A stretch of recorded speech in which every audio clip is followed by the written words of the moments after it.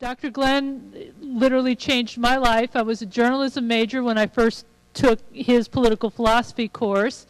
I was starting to have doubts about journalism as a career once I recognized the fact about myself that I didn't like talking to people I don't know. I thought that maybe journalism was not my best career option. But Dr. Glenn introduced me to the study of political science and in particular political philosophy in a way that really made me know that that was what I wanted to dedicate my life to studying. And in addition, especially for those of you who are in my class, this will be an empirical question for you. When I was first starting out as a teacher, I was a teaching assistant. Dr. Glenn was the assistant chair of the department. And he had an occasion to call me into his office to give me a little bit of mentoring because it turned out in the department's opinion I was a little bit lenient in the grading scale, giving out higher grades than they thought was entirely appropriate. As I told him, I think some students may think I've overcorrected over the years, but he did help me shape my teaching philosophy both by his words of wisdom and especially by his example. And so I'm very glad that you're all here to hear what's sure to be an outstanding talk about John F. Kennedy, American Catholicism, American democracy. Dr. Glenn.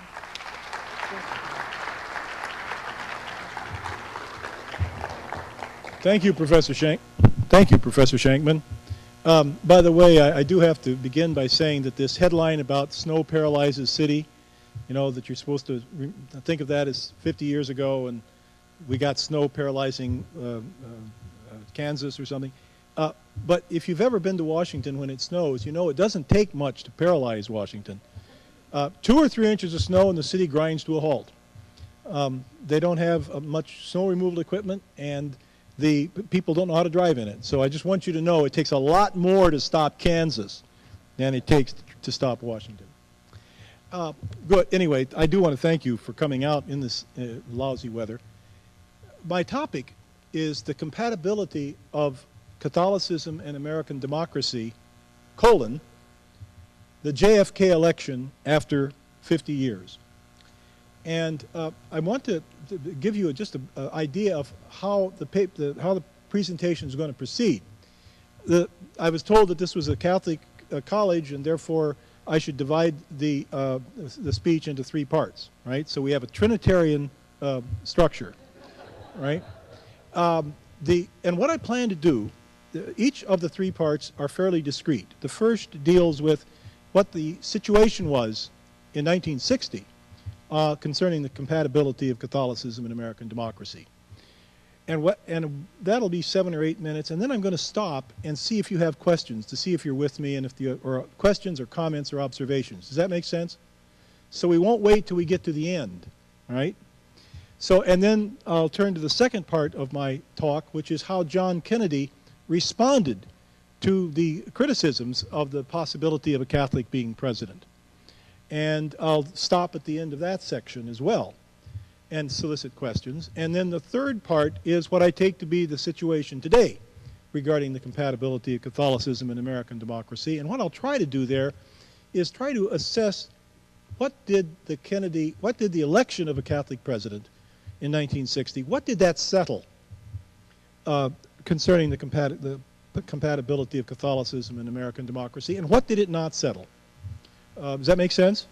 And then at the end of that, we'll have more opportunity for questions. Now, I'm told that if you raise your hand, somebody will rush around with a microphone so that you can be heard, all right? We'll see if that happens, so, and they'll have to move fast, right? Good. All right. So let me begin with the compatibility of Catholicism and American democracy as that looked from the perspective of 1960. 50 years ago, JFK was the Democratic nominee for President of the United States.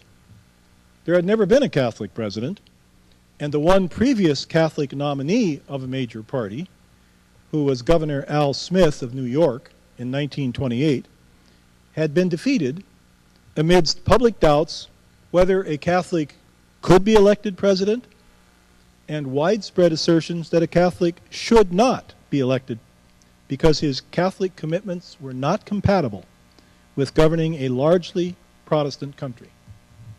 In particular, doubts were raised whether his Catholic faith commitments would make it impossible for him to keep his constitutionally required pledge to protect and defend the Constitution of the United States. That was 1928. Now, those same doubts and questions were made against the Kennedy candidacy. And these doubts and questions were not made by socially marginal or obscure people. Until John Kennedy's election in 1960 and the religious freedom documents of the Second Vatican Council, 1965, the opinion was widely held that democracy and Catholicism as such were mutually unsafe and even incompatible. This view existed on both sides, that is, both people sympathetic to Catholicism and people sympathetic to democracy, and it was held by serious and thoughtful as well as low and bigoted representatives. Among the serious and thoughtful from the Catholic side, one thinks of 19th and 20th century papal encyclicals. These associated democracy with the French Revolution, anti-clericalism, liberalism, public atheism, authority rooted in will rather than in transcendent standards of right, and granting religious liberty as a matter of right to those whom the Church regarded as schismatics, heretics, and infidels. Among the serious and thoughtful from the side of American democracy, one thinks of public questioning by respected Protestant leaders during the 1960 campaign. And for an influential example, please turn to quotation number 1 on the handout, which I hope you all received. Quote, "Is it reasonable to assume that a Roman Catholic president would be able to withstand altogether the determined efforts of the hierarchy of his church to gain further funds and favors for its schools and institutions, and otherwise break the wall of separation between church and state?" Now, this statement was a statement of the National Conference of Citizens for Religious Freedom, and there were very prominent signatories to this, including Dr. Norman Vincent Peale and Reverend Dr. Billy Graham.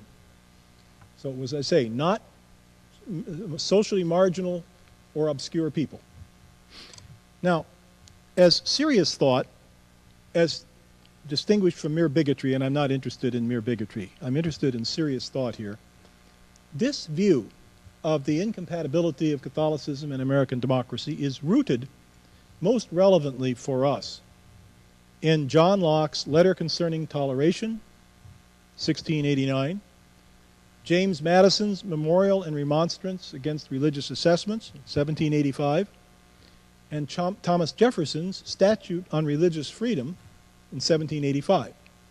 In this view, both Catholicism's, quote, foreign allegiance, unquote, and its understanding of conscience as subject to church and ultimately papal instruction are regarded as incompatible with American democracy's dissenting Protestant assumption that there is no higher source of guidance in matters of faith and morals than individual conscience.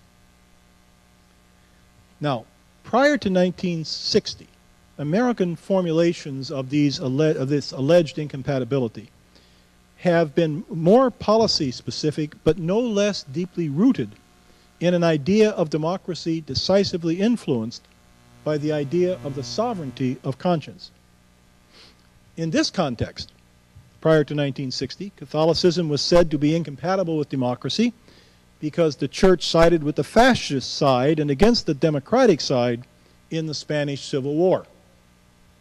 But by the way, of course, what this side calls the democratic side was also the communist side, right? But in addition to that, it was said that democracy and Catholicism were incompatible because of the hierarchical or clerical structure of the Church. And because the mere existence of parochial schools is inimical to national unity, to say nothing of the attempt to secure public funding for them. the church is also said to be intolerant.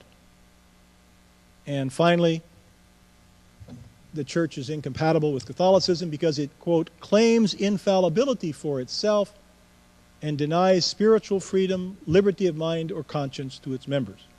It is therefore the foe of all progress, unquote. And lastly, it is deadly hostile to democracy. Now, these reservations about Catholicism's incompatibility with American democracy are lent credence by the fact that as late as 1925, Pope Pius XI, in his encyclical Quas Primus, had taught that the state should underwrite Catholicism's faith and moral teachings.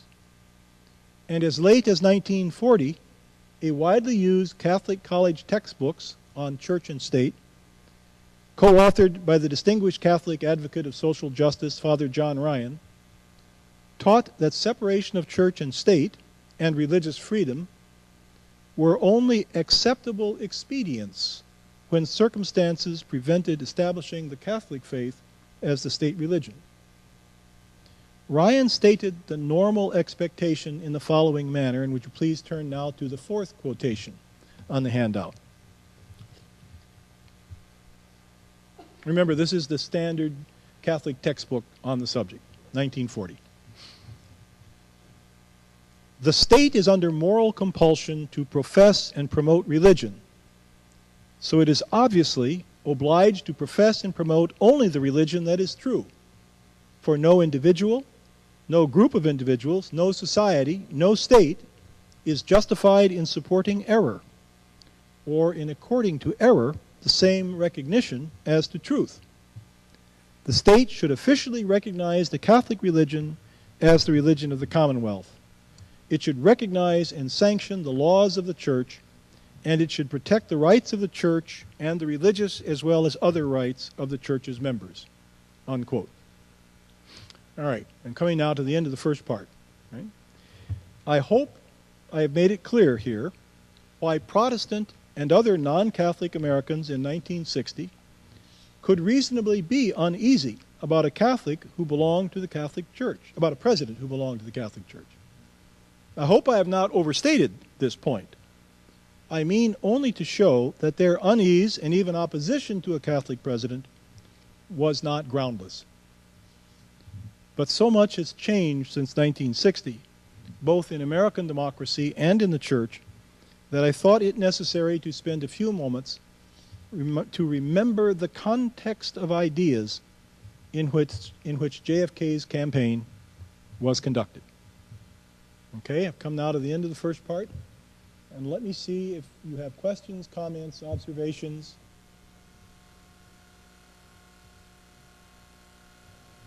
Yes, please, this gentleman.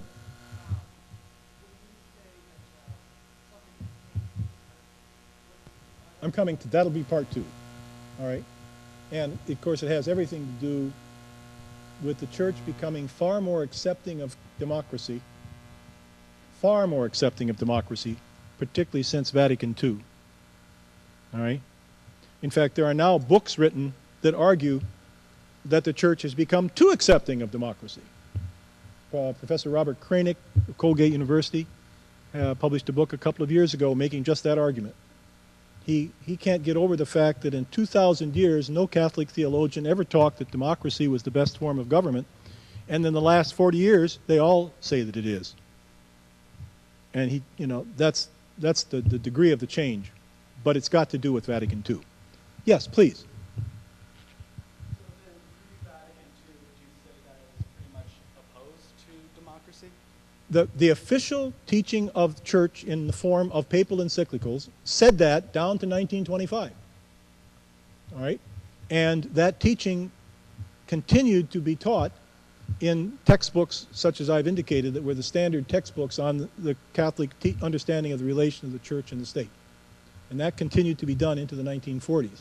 So that by 1960, this hadn't been forgotten. Does that help? Okay. Good. Okay. Yes, the gentleman in back. Oh, I'm sorry. I beg your pardon. I'm also blind. Right.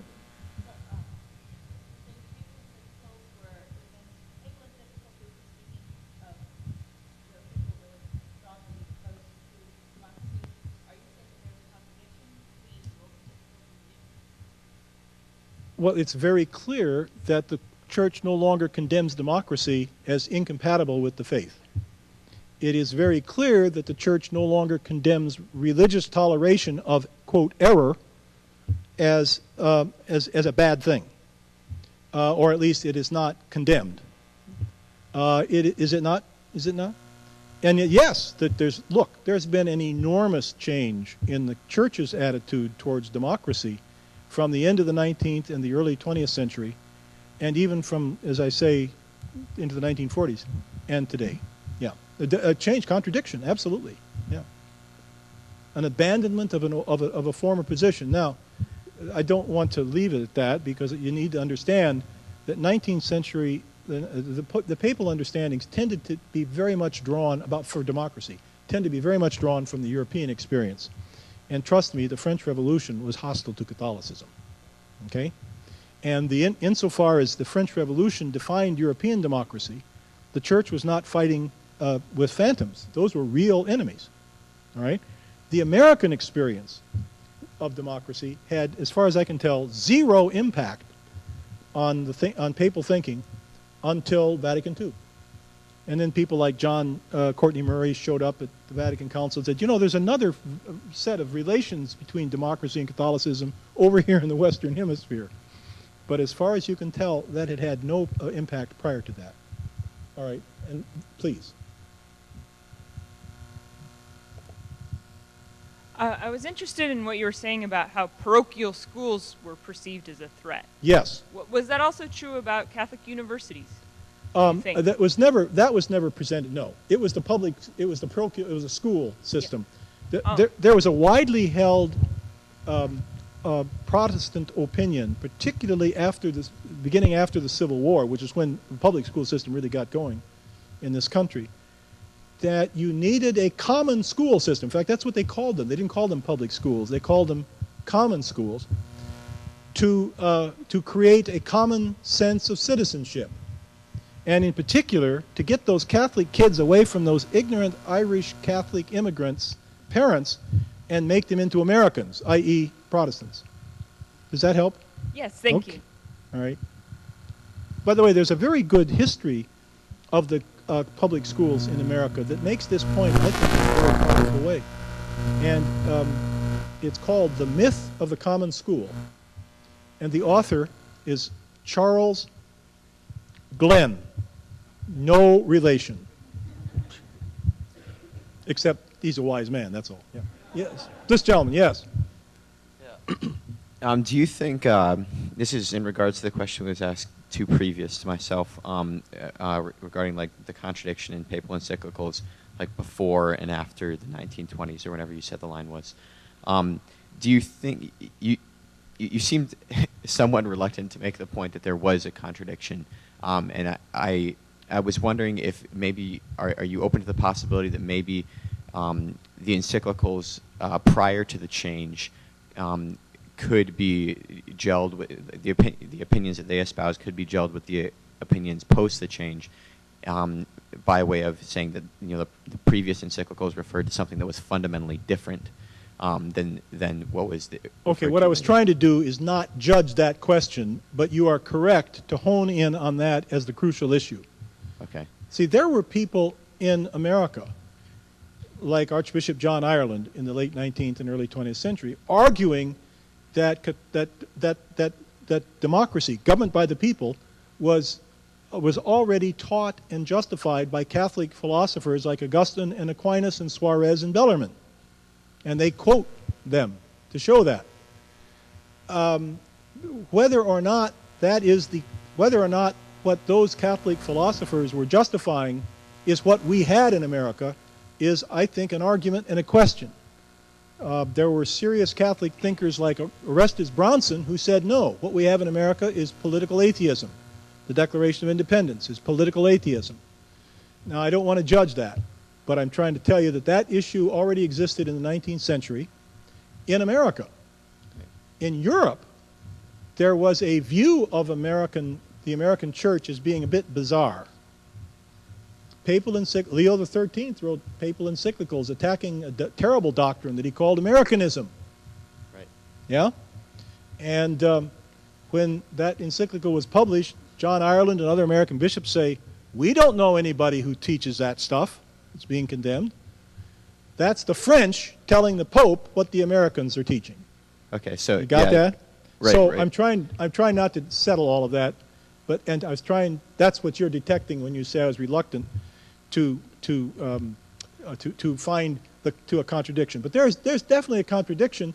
But the problem is that how big a contradiction it is depends on how accurate was the perception of A, European democracy, and B, American democracy that influenced those papal encyclicals. Okay, just a real quick follow-up question then. So would you still be open to any continuity without contradiction in the encyclicals regarding this issue, or would you say that that a real contradiction without regard to reference is inescapable? Okay, I do not think I can settle that question in any simple way. All right, thank you. Okay, sorry.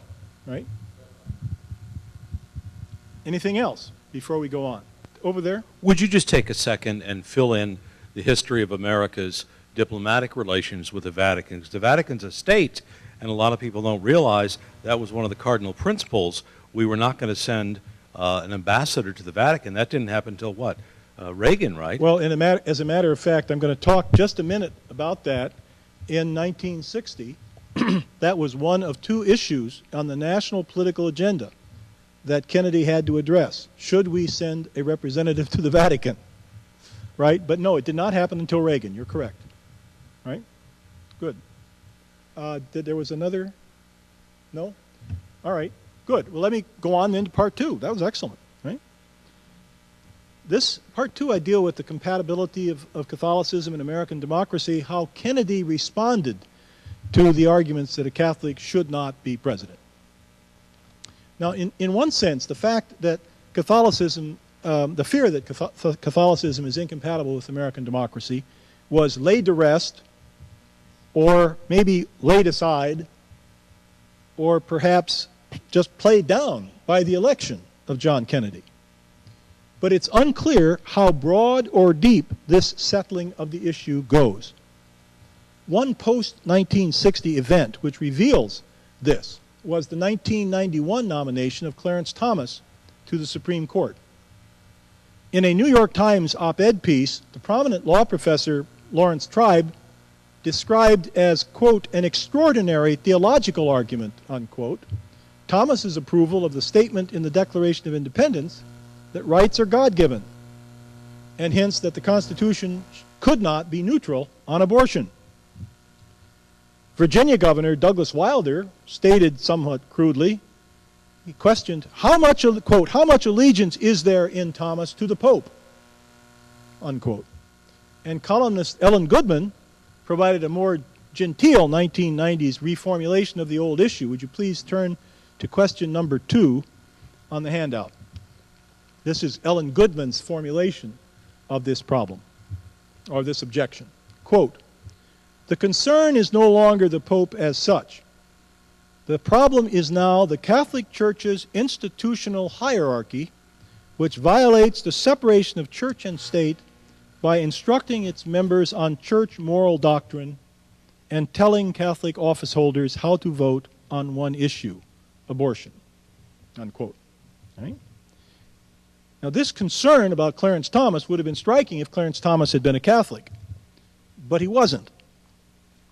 The heat was apparently produced when he publicly thanked the nuns who had taught him in school, and by his acknowledged belief in natural law, which Goodman described as, quote, the principle that the Catholic Church used to underpin its opposition to contraception as well as abortion, unquote.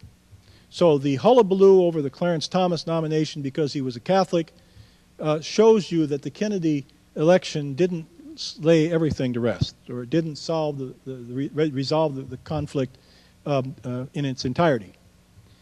So something hasn't been resolved, and let me try to see if I can state what that might be. Kennedy's election showed that it was possible for someone who publicly professed being a Catholic to be elected president. But it is still a question what the price for that might be. In 1960, Kennedy seemed to sever the connection between his religious convictions, at least as taught by the teaching authority of the Catholic Church, and his political positions. He did so at least when official Catholic teaching might be inconsistent with his convictions or interests. 13 years before 1960, Kennedy said publicly, quote, "There is an old saying in Boston that we get our religion from Rome and our politics at home, and that is the way most Catholics feel about it," unquote. In the 1960 campaign, he went so far as to deny that he was, quote, "the Catholic candidate for president. I do not speak for the Catholic Church on issues of public policy, and no one in that church speaks for me," unquote. Now, by opposing the official Catholic Church side on two issues that were Catholic issues, but not moral issues, but rather issues of Catholic interests in the 1960 campaign, namely federal aid to parochial schools and appointing the ambassador to the Vatican, he showed that he spoke in earnest when he said, quote, "The responsibility of the office holder is to make decisions on these questions on the basis of the general welfare as he sees it, even if such is not in accord with the prevailing Catholic opinion," unquote. But his longest and most focused statement on the relation of the teaching of the Catholic Church to his political responsibilities was to the Houston Ministerial Association, September 12, 1960. Would you please turn to quotation number 3 on the handout. "I believe in an America where the separation of church and state is absolute, where no Catholic prelate would tell the president, should he be a Catholic, how to act, and no Protestant minister would tell his parishioners for whom to vote, where no church or church school is granted any public funds or political preference, and where no man is denied public office merely because his religion differs from the president who might appoint him or the people who might elect him. I believe in an America that is officially neither Catholic, Protestant, nor Jewish, where no public official either requests or accepts instructions on public policy from the Pope, the National Council of Churches, or any other ecclesiastical source, where no religious body seeks to impose its will directly or indirectly upon the general populace or the public acts of its officials, and where religious liberty is so indivisible that an act against one church is treated as an act against all. Whatever issue may come before me as president, on birth control, divorce, censorship, gambling, or any other subject, I will make my decision in accordance with these views, in accordance with what my conscience tells me to be the national interest, and without regard to outside religious pressures or dictates, and no power or threat of punishment could cause me to decide otherwise. But if the time should ever come, and I do not concede any conflict to be even remotely possible, when my office would require me to either violate my conscience or violate the national interest, then I would resign the office. And I hope any conscientious public servant would do the same," unquote. That was 1960, Houston Ministerial Association. Now, in 1984, then New York Governor Mario Cuomo went further in the direction pointed by Kennedy in severing the teachings of his church from his political life by publicly supporting the legal right to abortion while also saying that he believed abortion was wrong. In many other matters, notably regarding public support for the poor, Governor Cuomo arguably acted in accordance with Catholic social teachings. But he apparently thought himself prohibited from acting on Catholic teachings when they contradicted secular morality. As a public official, he thought himself required to approve, support, and even fight for public policies which he said his religiously grounded moral convictions told him were wrong. Now, this contradicting in one's public actions what one believes is sound morally would seem to be a problem for one's soul. The secular psychologist, who deals with the mind, not the soul, would call it cognitive dissonance, or perhaps schizophrenia. It creates at least stress, as the divided personality is torn between the desire for integration and the need to maintain compartmentalization. In a similar way, the believer has it on divine authority that a city divided against itself cannot stand. Presumably, that means both the city and the world, as well as the city and the soul. Okay, I'm coming now to the end of the second part. I hope I've made it clear in this section that JFK and Mario Cuomo exemplify how contemporary American democracy is a problem for the souls of Catholic office holders. These examples suggest that the price a contemporary Catholic might have to pay for being at least a high-level office holder in American democracy may be abandoning the Catholic Church's teaching that its moral teachings are true and good for all human beings and for the common good of society. At any rate, that seems to me to be a fair statement of what Kennedy's election has not laid to rest concerning the compatibility of Catholicism and American democracy. All right. This gentleman here, yeah, please.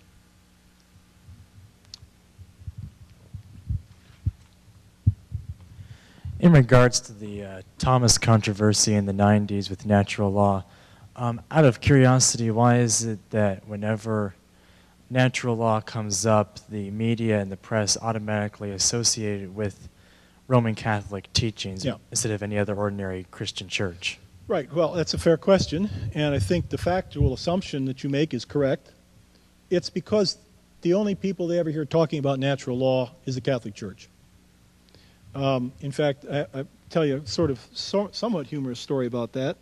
When this thing broke about the natural law and what a scandal it was that Clarence Thomas would talk about natural law, particularly when they thought he was a Catholic, right? One of my former students who taught at St. John Fisher College out in New York called me and said, Dr. Glenn, would you come out and tell us about natural law? I said, wait a minute. You want the professor from the public secular university to come to a Catholic university to tell you about natural law? What's going on? He said, well, nobody around here seems to know anything about it.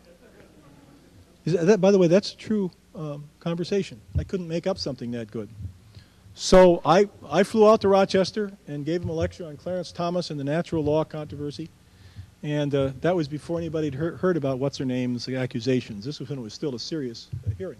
But I think I was interviewed on a local radio station, and he asked me that question, and I said, look, Clarence Thomas is not a Catholic, and he was taught natural law by Professor Harry Jaffa, and Harry Jaffa is not a Catholic, but a Jew. There are non-Catholics who believe that there is a natural moral law in the structure of human nature, and that it is not a matter of divine revelation or of sectarian church teaching. But I said, unfortunately, apparently in the American public culture, which would be what the media would know about, they don't hear anybody else talking about that. So that would be my answer. Okay? Please. I don't know if you said anything contrary to this, so I'd just like to hear your comments on this point. In the penultimate paragraph that you read from Kennedy's address, yes. Every time I hear this, I just cringe. Okay, I just want to read a line. This is quoting Kennedy. I will make my decision in accordance. Oh, excuse me. Starting at the beginning of the paragraph. Yeah. Whatever issue may come before me as president on birth control, divorce, censorship, gambling, or any other subject, I will make my decision in accordance with these views, in accordance with what my conscience tells me to be the national interest, and without regard to obedience to religious pressures or dictates. Yes. Right. And then you mentioned Cuomo, Governor Cuomo, who said that he wouldn't let his religiously based views about abortion, influence his public policy.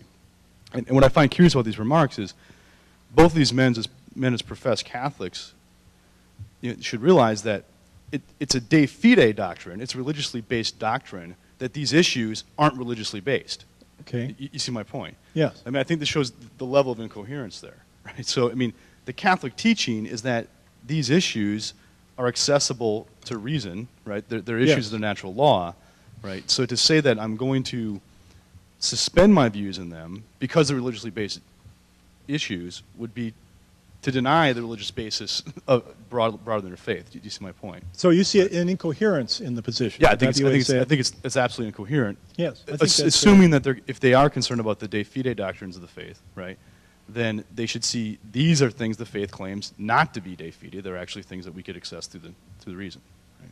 Right? I have no criticism of that comment. I would only urge upon you a certain charity in understanding that when politicians have to talk about serious matters to the American people, they may not be able to dot every I or cross every T.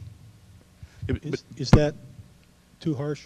But I don't see this as a small matter. I mean, No, it is a huge matter. It's what allows this rhetoric to do any work at all, is that they can sort of compartmentalize these things, say these are a matter of faith, Right. it's private. And I would agree, if they were purely matters of faith, That'd be they different. would be private. Right. Okay, but that begs the important question, right? The Very question fair. is whether or not these things that can be debated in public through a set of reasons that are accessible to anyone. Incoherence is incoherence. Right. You're right. Right. Good. Thank you for that comment.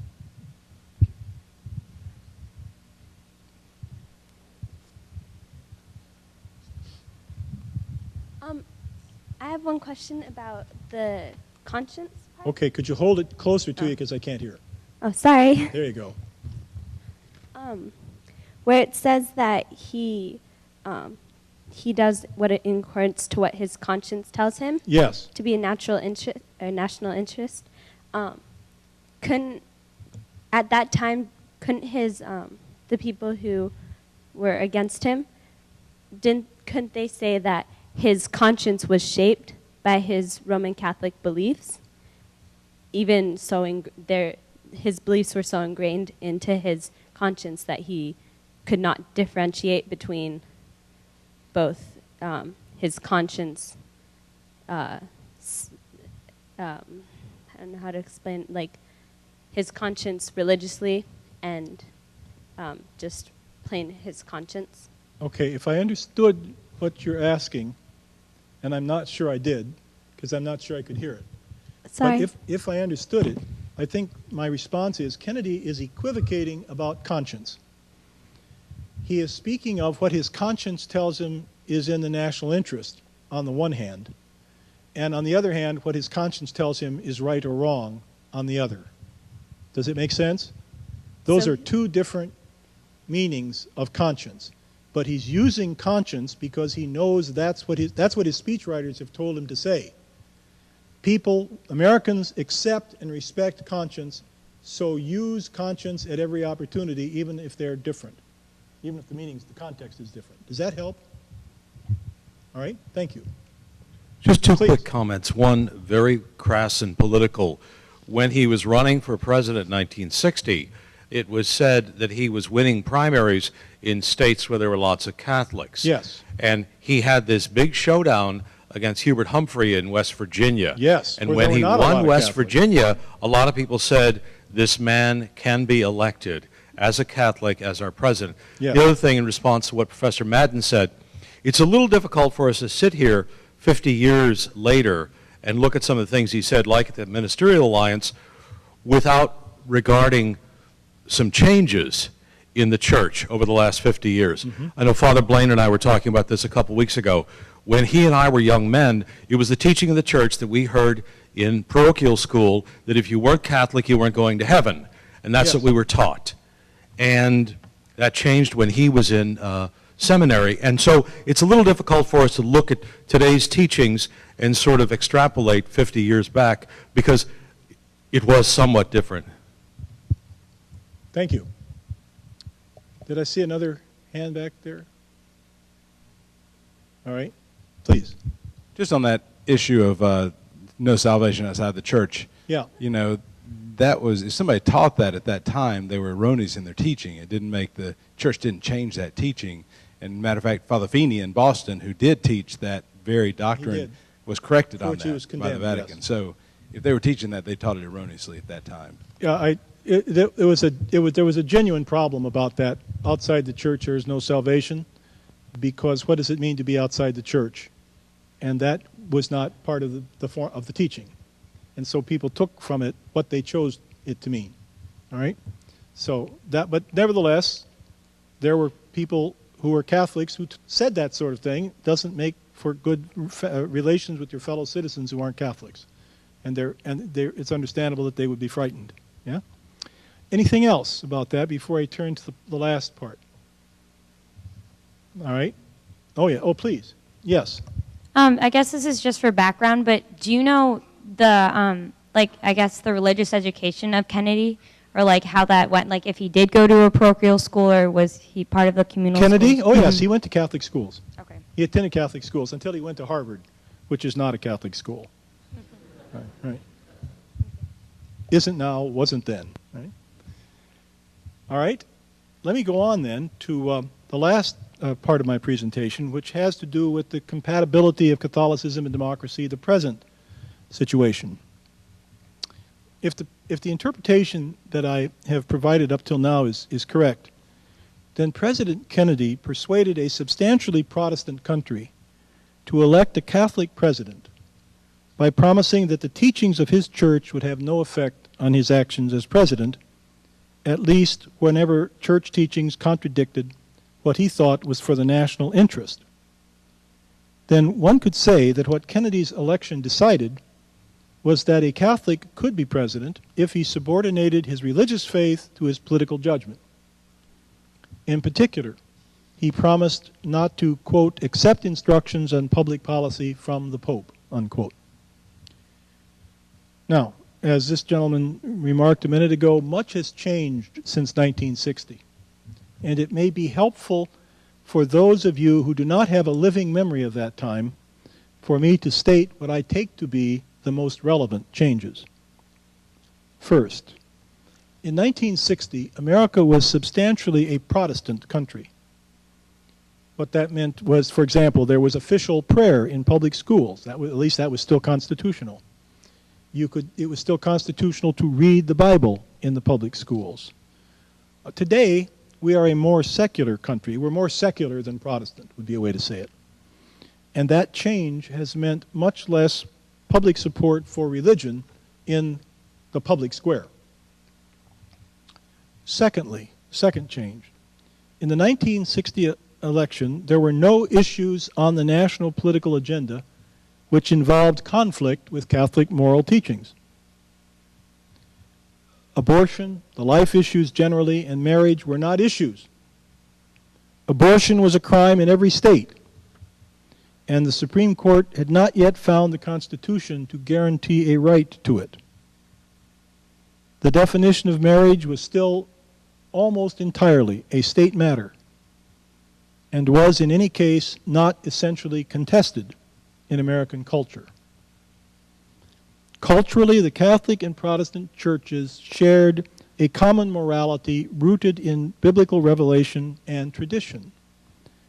They had disagreements about how that revelation and that tradition applied to the legality of divorce and to birth control. Those were moral differences between Catholics and Protestants in 1960. But two things about those. Number one, they were state issues, not national issues. Secondly, they would presumably, if anyone had thought to raise them, been thought to be merely political issues, not constitutional issues. So, those two things mean that a president would not have to confront these issues in the performance of his office. That made the moral differences between Catholics and Protestants infinitely less politically dangerous and conflictual. Now, there were in the 1960 campaign two national political issues which had a Catholic dimension. And those were, as I've mentioned, aid to parochial schools and whether the U.S. should appoint an ambassador to the Vatican. However, these were not moral issues reflecting universal standards of right and wrong. They were prudential questions about what was for the common good in the circumstances on which reasonable people of any faith or no faith could legitimately and reasonably disagree.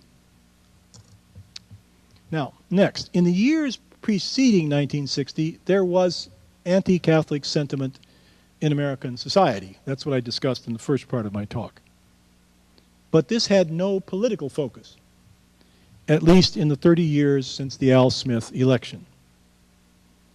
But this hostility to Catholicism was not, as it might be today, rooted in or concerned with moral disagreements.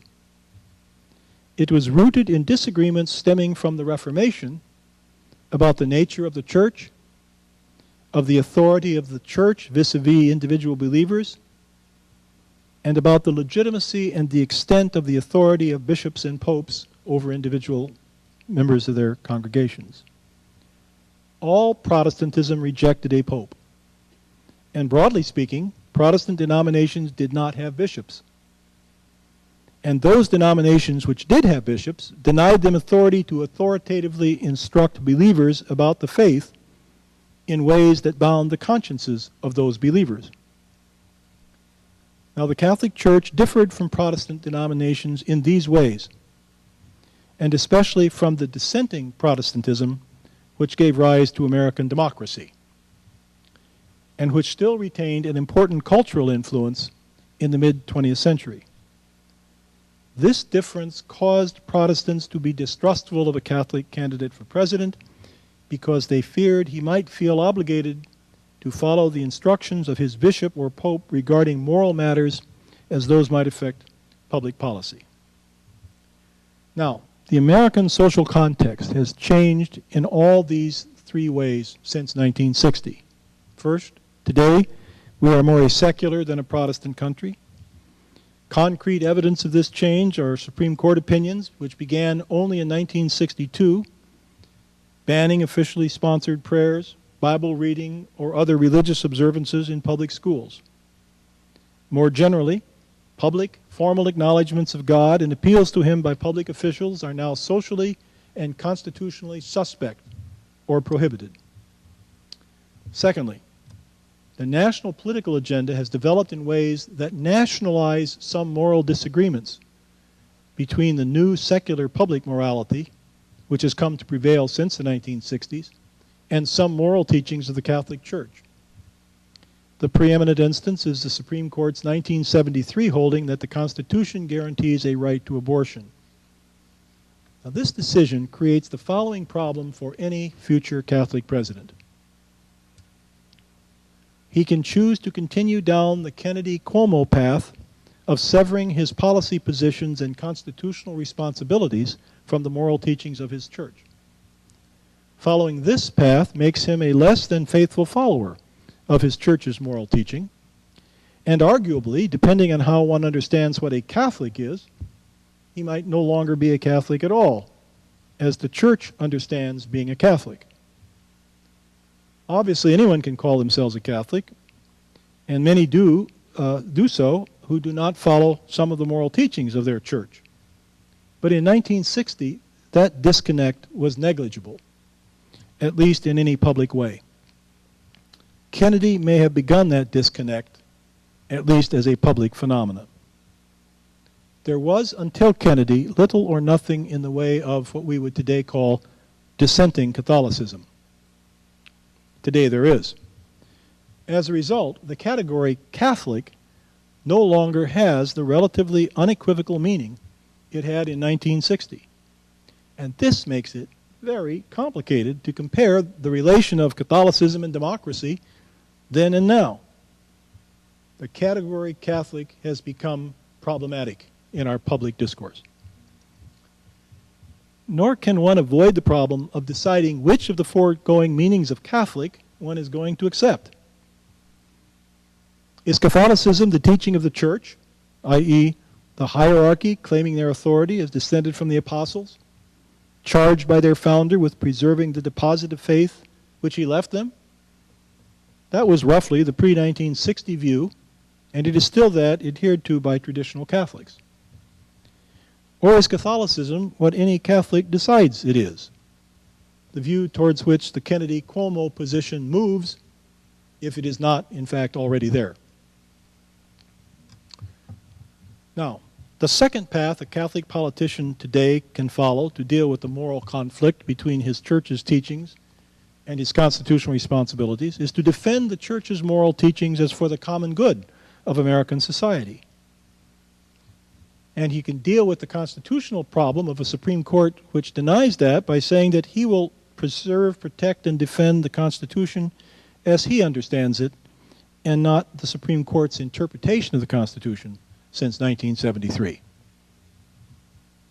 Now, this second path would be more consistent with what almost everyone understood it to mean to be a Catholic until 1960, and what it still means today for the Catholic Church and for traditional followers of that church.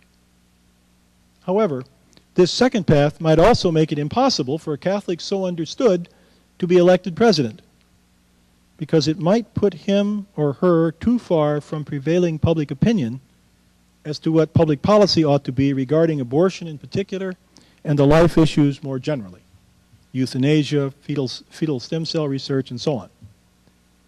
If one judged that it might be impossible to elect such a faithful Catholic president, if I may so characterize that second path that I've described, then the Kennedy election would turn out to have shown precisely not that a Catholic could be elected president, but that a Catholic could be elected president provided that he convert to the public morality of secular liberalism when that morality conflicts with morality as taught by the Catholic Church. Well, conclusion. I've now told you everything I know, suspect, hypothesize, or guesstimate about my topic. To the extent that the foregoing reflections on the present compatibility of Catholicism and American democracy are sound, it would appear to me that the present circumstances may involve at least as intense a conflict between Catholicism and American democracy as did the election of 1960. I will be grateful for your questions, comments, reactions, and criticisms. All right? Whoever you get to first. All right? Good. Thank you. Yeah, I had a question about what you mean when you say the American democracy. Because it sounds like you're talking in the last part principally about how it's understood by the politicians of today and how that evolves over time, so the living constitution and things like that. Okay. Is that principally what you mean when you say compatibility between Catholicism and American democracy? Okay. Well, I mean two things. First, the compatibility that could a Catholic who believed in Catholic as in the sense of the teachings of the Church and the traditional Catholics believe, could he be elected president? If not, that would show incompatibility. Yeah, wouldn't it? What or not? Would it, well, I guess what my question is: do you think it's that? Let's say what I mean by Catholic is the teaching authority of the Church. Okay. And what I mean by American democracy is a literal reading of the Declaration and the Constitution. Are you saying it's too difficult to get a literal reading of those two, or no. it needs to be? I would Okay. accept. I mean, look, the Declaration and the Constitution are surely, in some sense, foundational to American democracy, but they are not the whole of American democracy. Would that make sense? Yeah, that's fair. All right. American democracy needs more than the Declaration and or you need more than the Declaration and the Constitution to have American democracy. And if one of the things that you don't have is that a Catholic so understood, as we're agreeing to define it, could be elected president, that would show an incompatibility between American democracy and Catholicism. Does that make sense? Yeah, I follow. Okay, good. All right, now over here next, and then yes. I'd just like to point out that in the 1830s, long before Vatican II, Alexis de Tocqueville wrote in his Democracy in America that Catholicism could and very well was compatible with American democracy. Yes, it was. And that it had some good benefits for the American people. Right. In fact, it's a striking argument that he makes. Tocqueville argues that Catholicism is more compatible with American democracy than the Protestantism that gave rise to it. And the reason is Protestantism disposes men to independence, Catholicism disposes them to equality, and the fundamental drive of democracy is towards equality, not towards independence. He goes further than that and predicts that democratic man, as the democratic revolution unfolds, will ultimately choose between frank unbelief and Catholicism. In other words, he implies, but very clearly implies, the withering away of Protestantism. What in heaven's name led him to make that prediction? I mean, it's an astonishing prediction. And no one has ever tried to figure it out except me, and I can't. Right? But it's a striking prediction that the Protestantism that gave rise to American democracy will wither away, and the withering will be in two directions: frank unbelief and Catholicism. It's a very provocative thesis. But if I think your question meant to suggest some hopefulness regarding the compatibility of American democracy as compared to Glenn's somewhat pessimistic view. Was that right? Yeah. I think that there's a lot of wisdom in Tocqueville's view about Catholicism being supportive of equality rather than independence. But that as democracy has developed, it has become increasingly more what we would today call secular. Tocqueville didn't know that language. It didn't exist for him. It's a term which doesn't occur in the modern meaning until the mid 19th century.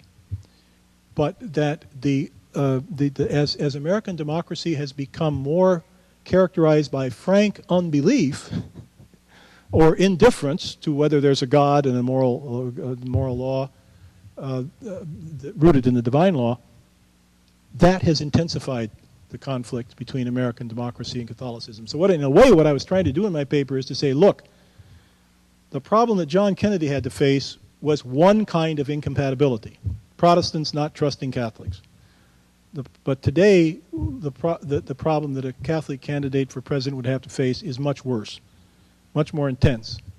It's not a battle within the Christian denominations. It's that would be a battle between a morality derived from a worldview in which God does not exist versus the morality derived from divine law as understood by Catholicism.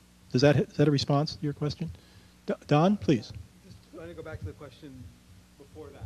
Okay. What it seemed to me you were saying there was that a faithful Catholic can't be elected because he disagrees with the prevailing public opinion on I didn't say he couldn't. That's the problem. Yeah. But what I think she was asking was, isn't that different from saying democracy as a way of government, a form of government, as opposed to what happens to be the popular opinion at any particular time? Mm-hmm. Are you arguing this is compatible on that level? No, I didn't mean to suggest that. I have no idea about that. I meant to suggest only that I'm not looking here at the eternal and unchanging ideas of democracy. I'm looking at the situation in 1960 and the situation today. And my view is that a faithful Catholic, as I define that very carefully, I hope, that faithful Catholic would have a difficult time being elected to a high national office. You can be elected congressman or something like that because the democracy at that level will support it. But as the national regime has become more secular, I think it becomes more difficult and therefore less likely that a faithful Catholic could be elected president. That's what I meant to say.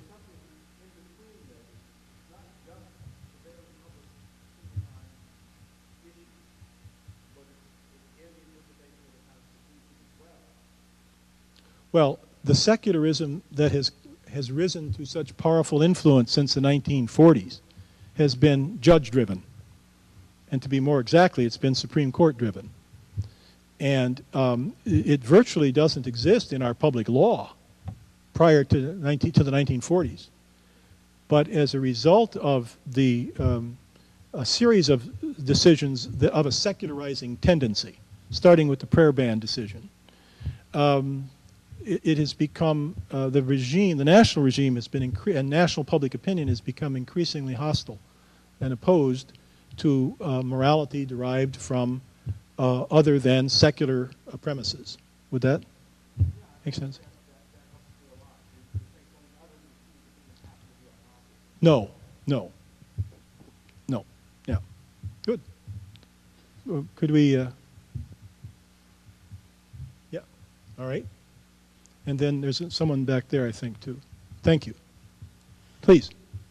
Would you say that secularization actually might be making it slightly easier for a Catholic, faithful Catholic, to be elected to a higher office, or at least for Protestants to vote for him, because of the enemy of my enemy is a friend mentality, and that because Protestants are going, if the good, strong Catholic candidate is running, Protestants would be more likely to vote for him because he would share similar views on abortion and gay marriage, which are becoming large national concepts.